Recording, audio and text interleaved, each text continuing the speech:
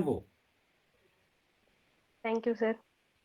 ये आपका पहला इंटरव्यू है Shweta ji? Yes sir. Okay. Excited और नर्वस और both? Both. Okay. How is preparation going on for the upcoming interview? It's good. Okay. Are you prepared for this mock interview? All set?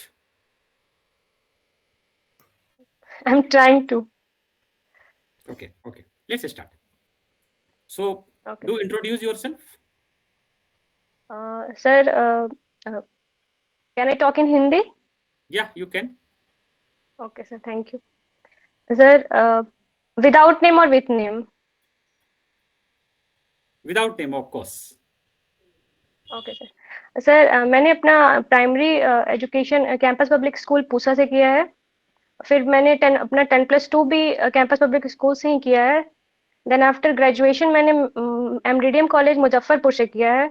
और उसके बाद मैं सिविल सेवा की तैयारी कर रही हूँ। क्यों आप इस फील्ड में आना चाहती हैं श्वेता जी? सर, ताकि मैं लोगों के लिए कुछ अच्छा कर सकूं, एडमिनिस्ट्रेशन। और ये जो एडमिनिस्ट्रेशन का फील्ड है, इसमें लोगों के डायरेक्ट संपर्क में आने का मौका मिलता है। लोगों से डायरेक्ट उनकी जो उनको दिक्कत हो रहा है उसको सुनने का मौका मिलता है, उसको दूर करने का पावर मिलता है, तो इसलिए मैं इस फील्ड में आना चाहती हूँ। आपका सर्विस प्रेफरेंस क्या है?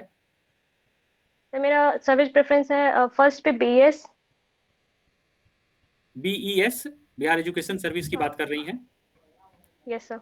Okay, okay. अच्छा, ये बताइए कि और सेक बिहार का। हाँ जी, बोलिए। Yes sir. और नहीं, मुझे लगा और भी बताना है। ये बताइए कि बिहार एजुकेशन सर्विस आप ले रही हैं, शिक्षा में सुधार के यस सर। लिए आप बिहार में क्या क्या स्टेप्स उठाएंगी? सर, बिहार में शिक्षा में सुधार, पहले तो बहुत सारी खामियां थी, लेकिन वर्तमान में जो शिक्षा सचिव है के पाठक सर, वो अभी बहुत सारा नया नया सुधार कर रहे हैं। जैसे कि बिहार में सबसे बड़ा जो जो प्रॉब्लम है, वो टीचर और स्टूडेंट का जो वो रेशियो है, वो बहुत कम था पहले। तो उसको अभी बढ़ाने के लिए बिहार में पिछले 6 महीने में बहुत बड़ी बड़ी वैकेंसी आई है, जिनमें टीचर्स को बढ़ाने का काम किया गया है। और प्लस स्कूल में अभी जो डिसिप्लिन है उसको सुधारा जा रहा है, बच्चों को टाइम पे आने के लिए दक्ष प्रोग्राम लॉन्च किया गया है, जिसमें जो बच्चे पीछे हैं उनके लिए भी उस पर स्पेशल एफर्ट डाल सके टीचर्स। तो अभी पिछले 1 साल से भी बिहार में शिक्षा में बहुत अच्छा काम किया जा रहा है। यह बताइए कि बिहार का ग्रॉस इनरोलमेंट रेशियो कितना है at the primary level, at the secondary level and at the tertiary level? Gross enrolment ratio? Sir, अभी सर मुझे अभी फिलहाल तो नहीं ध्यान है सर, सॉरी। अच्छा, आपका ऑप्शनल सब्जेक्ट क्या है? ज्योग्राफी। इसको लेने के पीछे कोई खास वजह? सर, मैंने अपना ग्रेजुएशन भी इसी सब्जेक्ट से किया है, और इसमें मुझे इंटरेस्ट भी था, और प्लस एक साइंटिफिक सब्जेक्ट है। हम्म। और यहाँ सिविल सर्विसेज में भी इस सब्जेक्ट्स में मार्क्स वगैरह अच्छे आते हैं, तो इसलिए मैंने इसको कंटिन्यू रखा ये अपने बताइए कि ऑप्शनल के जीरो तौर पे। डिग्री जीरो डिग्री इक्वेटर जो है, उस पर यस सर। जो कंट्रीज हैं लोकेटेड, उनका नाम आप बताएंगी? इक्वेटर पे लोकेटेड कंट्रीज? जी। Yes sir. 0 डिग्री पे ब्राजील, इक्वेटर, गैबन। सर, फिलहाल मुझे इतना ही याद आ रहा है, फिलीपींस भी है शायद। अच्छा, ये बताइए कि इंटरनेशनल डेट लाइन क्या है? इंटरनेशनल डेट लाइन जो 180 degree international date line, prime meridian को इंटरनेशनल डेट लाइन बोलते हैं। श्योर हैं आप? जी। 0 डिग्री 180 डिग्री का कुछ यहाँ हिसाब किताब चल रहा है शायद। Yes sir. जो 0 डिग्री है शायद, उसी को इंटरनेशनल डेट लाइन बोलते हैं। जो 180 डिग्री ईस्ट और 180 डिग्री वेस्ट, तो 180 डिग्री ईस्ट जाने पे जो टाइम है वो घटता है, और 180 डिग्री वेस्ट जाने पे जो टाइम है वो बढ़ता है। आप इसको एक बार देख लीजिएगा। Okay sir. ठीक है। थैंक यह यू। बताइए कि बिहार में जो पोल्यूशन की समस्या है, क्यों है ये, और क्या समाधान है, यह भी बताएंगे शॉर्ट में।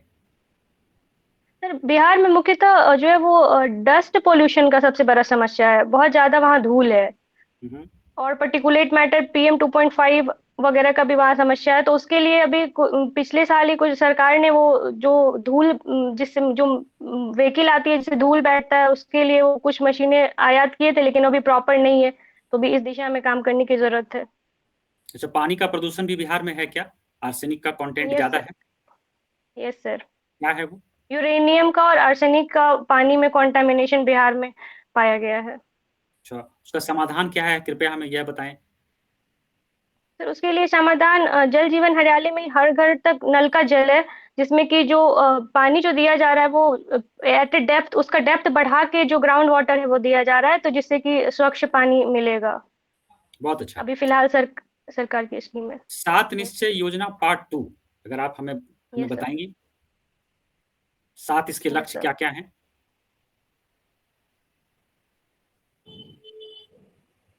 7 योजना पार्ट 2 फिलहाल मैं भूल रही हूँ, मुझे याद था ये। चलिए, आप इसको देख लीजिएगा। Sorry sir. यह बताइए कि बिहार के जो जिले उत्तर प्रदेश से जिनका बॉर्डर लगता है, आप जरा उनका नाम हमें बताएंगी। उत्तर प्रदेश से बिहार के 7 जिलों का बॉर्डर लगता है। हम्म। पश्चिमी चंपारण, गोपालगंज, बक्सर, रोहतास, कैमूर,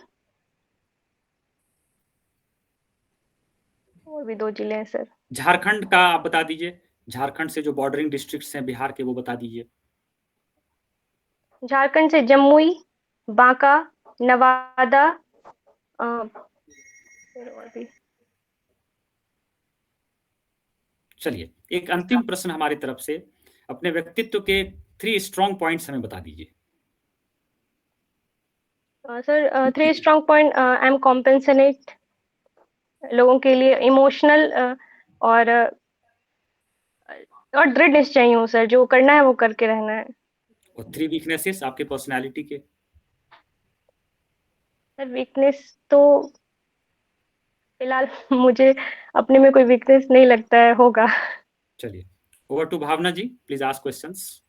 अगर आपको अपने पर्सनालिटी में कोई एक चीज को बदलना हो तो आप क्या बदलेंगे? अगर मुझे पर्सनालिटी में अगर कुछ एक चीज सुधार करना होगा तो वो ये कि मैं थोड़ी थोड़ी कभी कभी ज्यादा पैनिक कर जाती हूँ, तो उसको अपने आप में मैं संयम बढ़ाने का कोशिश करूंगी। तो ये आपकी पर्सनालिटी का वीकनेस हुआ क्या? कह सकते हैं मैम। कह सकते हैं। चलिए, कोई कोई दिक्कत नहीं है। अब आप बताइए मुझे कि ये आइलैंड्स जो है, इंडोनेशिया का आइलैंड्स, ये आइलैंड का निर्माण कैसे हुआ?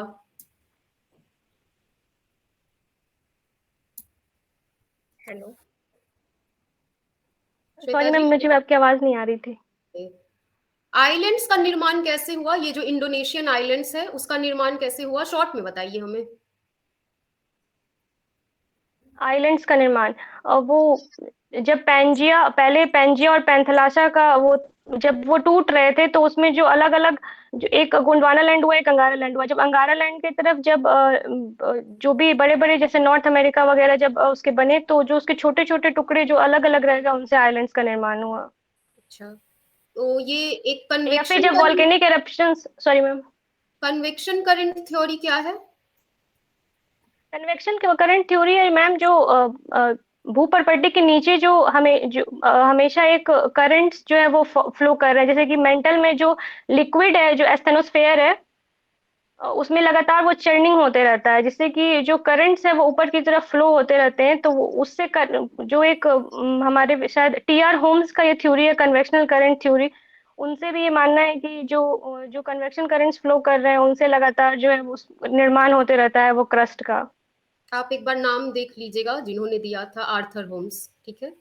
चलिए, sorry, Arthur Holmes, yes ma'am. चलिए दूसरा क्वेश्चन आपसे मेरा ये है कि आप मुझे बताइए, ये ग्लोबल बुद्धिस्ट समिट अभी हाल ही में संपन्न हुआ है। Global Buddhist summit. हाँ, ग्लोबल बुद्धिस्ट समिट, इसका क्या उद्देश्य था? मैम मैं गेस कर सकती हूँ, शायद ये मध्य प्रदेश में हुआ है। ये इसका उद्देश्य क्या था? इंटरनेशनल पीस के लिए इसका जो मेन उद्देश्य शायद जो उसके लिए इंटरनेशनल पीस के लिए है। क्या ये बुद्धिज्म से भी रिलेटेड था? मैम बुद्धिस्ट समिट है तो बुद्धिज्म से रिलेटेड होगा, मैं इसको देख लूंगी। वैसे, अच्छा चलिए, इसको आप देख लीजिएगा। चलिए, मेरा दूसरा सवाल आपसे ये है, आपने एजुकेशन की बात की, क्या बिहार पिछड़ा है एजुकेशन में? और अगर हाँ, तो आप अपने तरफ से क्या सजेस्ट करेंगे कि एजुकेशन सिस्टम यहाँ का ठीक हो सके? मैम कई सारे रिपोर्ट में या असर के रिपोर्ट में ये सब सामने आया है कि जो बिहार में जो बिहार के टीचर्स और जो उसके स्टूडेंट के जो प्यूपिल रेशियो है वो बहुत कम था। और सबसे बड़ी बात, और जो बिहार में जो सबसे लिटरेसी है वो भी सबसे कम है इंडिया में सारे स्टेट्स में, ये भी कई सारे रिपोर्ट्स में हमें देखने को मिले हैं। तो इस आधार पे हम कह सकते हैं कि हाँ, बिहार का जो शिक्षा व्यवस्था है उसमें जो बिहार में शिक्षा में थोड़ा पिछड़ा हुआ है। क्या कारण है? इसके बहुत सारे कारण कह सकते हैं। जो सबसे बड़ा कारण जो मुझे अभी ध्यान में आ रहा है वो गरीबी है। अच्छा। और बिहार में अभी तो फिलहाल मुझे गरीबी ध्यान आ रहा है जिसकी वजह से शिक्षा में सुधरा हुआ है। अच्छा, तो आप और क्या जेंडर बायसनेस है। आप क्या सजेस्ट कीजिएगा, कैसे इस पिछड़ेपन को दूर किया जाए? मैम इसको पिछड़ेपन को दूर करने के लिए कोशिश भी किया जा रहा है। जो हमारे चीफ मिनिस्टर हैं नीतीश कुमार सर, उन्होंने इसको भी ध्यान में रखने की बहुत कोशिश की है। महिलाओं की शिक्षा में बढ़ोतरी के लिए उन्होंने उसको प्लस 10 से लेके 12 ग्रेजुएशन सब में उनको फिनेंशियली हेल्प करने की कोशिश की है। जैसे कि देखने को भी मिला है कि जो पिछले 5 सालों में महिलाओं की जो है शिक्षा में पार्टिसिपेशन उनका बढ़ा है। और फिर और बहुत सारे अभी जैसे कि वर्तमान में भी शिक्षा में बहुत सारे सुधार किए जा रहे हैं, जैसे कि टीचर की कमी दूर हो बिहार में। जो इंफ्रास्ट्रक्चर है उस पे भी ध्यान दिया जा रहा है, क्योंकि बिहार में जो स्कूल का इंफ्रास्ट्रक्चर है उसमें भी काफी सारी कमी है। तो ये सब को ध्यान में रख के कोशिश करूंगी कि ये सब दूर हो। अच्छा, वेरी गुड। चलिए, तो एक सवाल और बताइए मुझे, आपने अशोक का धम्म सुना होगा? Yes ma'am. अशोक के धम्म के बारे में आपने सुना होगा, ये अभी प्रेजेंट टाइम में कैसे रिलेवेंट है? अशोक के धम्म का मतलब था कि जो वॉर है उसको खत्म करके और पीस का स्टेबिलिटी हो। आर यू ये श्योर? अभी वर्तमान धम्म ये था, are you sure? Sorry ma'am, या ये एडिक्ट पे लिखा हुआ है? सॉरी मैम, मैं इसको देख लूंगी। चलिए ठीक है, तो आप मुझे ये बता दीजिए कौन से पिलर एडिक्ट पे लिखा हुआ है? भेरी घोष को धम्म धम्म, घोष से रिप्लेस करना है। भेरी घोष को, सॉरी मैम। अच्छा चलिए, कोई बात नहीं। पूजा मैम। श्वेता जी, आपकी हॉबी क्या है? मैम मेरी हॉबी मधुबनी पेंटिंग है और मुझे गाना सुनना अच्छा लगता है। अच्छा, मधुबनी पेंटिंग आपकी हॉबी है तो इसके प्रसिद्ध कलाकार के बारे में कुछ जानते हैं? और यह पेंटिंग कैसी यस होती है, मैम। कैसे बनाई जाती है? कुछ यस मैम। शॉर्ट में बताइए आप। मैम इसकी जो फेमस पेंटर्स हैं उसमें बउआ देवी हैं जिनको पद्मश्री भी मिला है 2017 में। और और दुलारी देवी हैं, महासुंदरी देवी हैं, सीता देवी हैं, कर्पूरी देवी हैं, हम्म, जिन्होंने इसको जापान तक भी लेके गई हैं वो कर्पूरी देवी जो है। और मधुबनी पेंटिंग की मैम सबसे खासियत है जो इसमें सबसे शुरुआत जो होती है इसमें डबल बॉर्डर के साथ होती है। जो डबल बॉर्डर, और इसमें जो ज्योमेट्रिकल पैटर्न्स बनाए जाते हैं और कलर्स जो यूज किए जाते हैं वो नेचुरल कलर्स यूज किए जाते हैं। लेकिन वर्तमान के समय में अब इसको ऑयल पेंटिंग्स के से भी यूज किया जा रहा है। पहले इसको सिर्फ जैसे जमीन पे ही बनाया जाता था या फिर घर पे कच्ची मिट्टी का लेप लगा के, लेकिन अब इसको कैनवास पे, पेपर पे और या फिर साड़ी पे, ये सब पे इसको बनाया जा रहा है। हालांकि इसको इंटरनेशनल लेवल पे पहचान मिली है, लेकिन इसके थ्रू बिहार में कैसे रोजगार का सृजन किया जा सकता है, इस पे आप कुछ बताएं। Yes ma'am. Ma'am Madhubani painting के थ्रू एम्प्लॉयमेंट जनरेट किया जा सकता है, क्योंकि ये जो मेनली इसको महिलाएं बनाती हैं। तो इससे जो महिलाओं में जो labour force participation ratio Bihar में सबसे कम है इंडिया में। तो इसके थ्रू वो जो नए जैसे साड़ी जो एम्ब्रॉयडरी पे वो पेंटिंग कर सकती हैं, साड़ी पे जैसे, और भी बहुत सारे आजकल तो शॉल्स पे, कुर्ती पे, ये सब पे कपड़े पे पेंटिंग करके वो इसको सेल कर सकती हैं। और जो मधुबनी पेंटिंग्स के वैसे भी मैम उसको बहुत अच्छे रेट में, नॉर्मल पेंटिंग्स को भी लोग खरीद लेते हैं। तो इससे भी काफी सारी और उसको वो मिलेगी। और जैसे भी वन डिस्ट्रिक्ट वन प्रोडक्ट है तो उसके थ्रू भी उसको प्रचार किया जा रहा है ताकि लोग उसको खरीद सके। चलिए, आप हमको ये बताइए कि बिहार में जो हमारी समस्या है मेन रूप से काफी कम एजुकेशन है यहाँ। तो अगर आपको बिहार एजुकेशन सर्विस मिलता है तो आप कैसे इस दिशा में काम करेंगे? मैं इस सबसे पहले तो मैं जो जेंडर बायसनेस है अपने यहाँ, जो जेंडर डिवाइड है उसको दूर करने का कोशिश करूंगी। लोगों में अवेयरनेस वो करने कोशिश करूंगी जिससे लोग जो बॉयज एंड गर्ल्स हैं उनको इक्वल अपॉर्चुनिटी मिले। प्लस जो भी गवर्नमेंट के स्कीम्स हैं, जितने भी गवर्नमेंट की योजना है, उनको मैं जो धरातल पे वो करने का कोशिश, उसको अच्छे से उसको इम्प्लीमेंट करने का कोशिश करूंगी, ताकि जिससे वो अच्छा हो सके, जो एजुकेशन का व्यवस्था है वो। ऐसा देखा गया है कि कहीं हम अगर बहुत बड़े पद पे हैं और महिला है तो हमारे अंडर बहुत सारे ऐसे लोग हैं जो हमारी बातों को नहीं मानते हैं। आप कैसे ऐसा करेंगी? मैं इसके लिए हाँ, ये ऐसा देखा गया है, लेकिन इस पूरी तरह से हम इसको नहीं कह सकते हैं, क्योंकि अगर बहुत सारे अच्छे अच्छे वो पोस्ट पे महिलाएं हैं जिनकी बात को लोग मानते भी हैं, जैसे कि हमारी प्रेसिडेंट हैं द्रौपदी मुर्मू जी, तो उनके बात को ही लोग जानते हैं और मानते भी हैं। और हमारी कई सारी बिजनेस वुमेन हैं जिनकी बातों को लोग मानते हैं, वो एज ए सीईओ बहुत सारे कंपनी में काम कर रही हैं। तो मैं इस बात से पूरी तरह भी सहमत नहीं हो सकती हूँ, लोग मेरी बात भी मानेंगे अगर मैं अच्छा काम करूंगी। नीतीश जी महिलाओं को ये जो आरक्षण दे रहे हैं तो आप इसको कितना सही मानती हैं?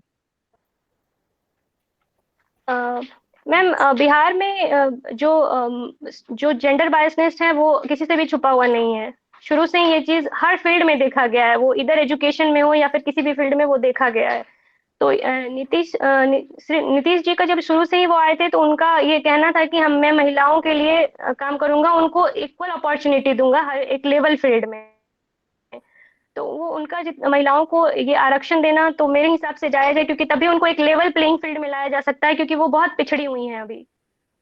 और अगर उनको इक्वल अपॉर्चुनिटी नहीं मिलेगा तो इनका जो वो और भी पिछड़ती ही चली जाएंगी। तो पहले उनको लेवल प्लेइंग फील्ड में लाना चाहिए, उसके बाद फिर आरक्षण का फिर देख सकते हैं।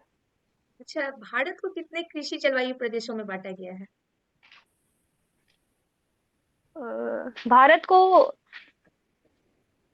भारत में तो मैम शायद कृषि जलवायु प्रदेश शायद 8 में बांटा गया है, श्योर है?